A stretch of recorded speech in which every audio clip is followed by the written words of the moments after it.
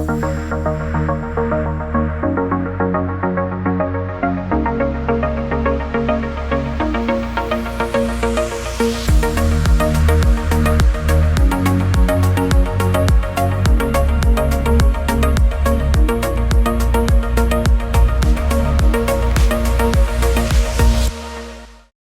afternoon, everyone, and welcome to the Conférence de Montréal. Dentons has been a proud partner of this preeminent event since its inception. We value the platform it provides for our community to hear from a diverse group of leaders on current economic issues.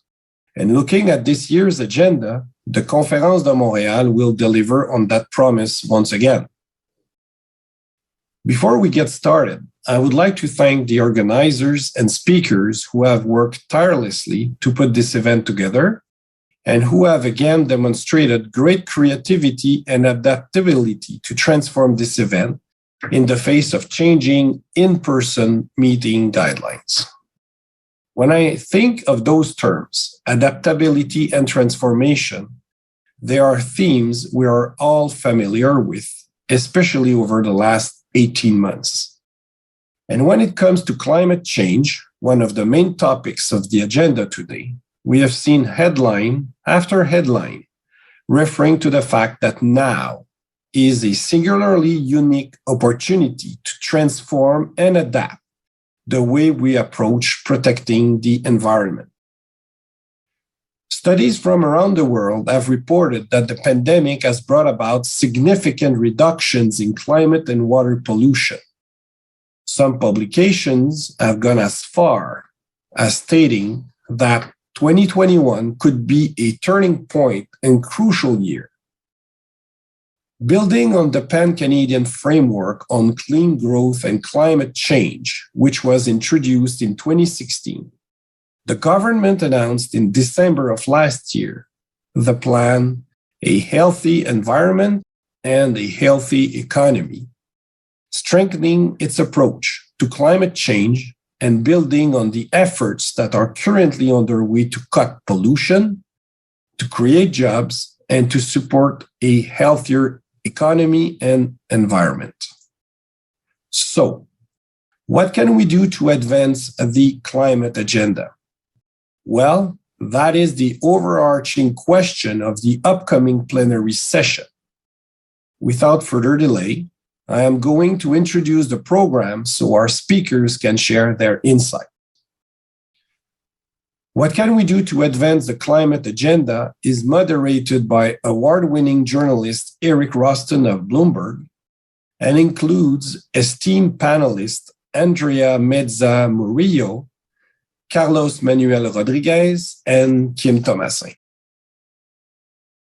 By way of brief introduction, Andrea Meza Murillo is Costa Rica's newly appointed Minister of Environment and Energy.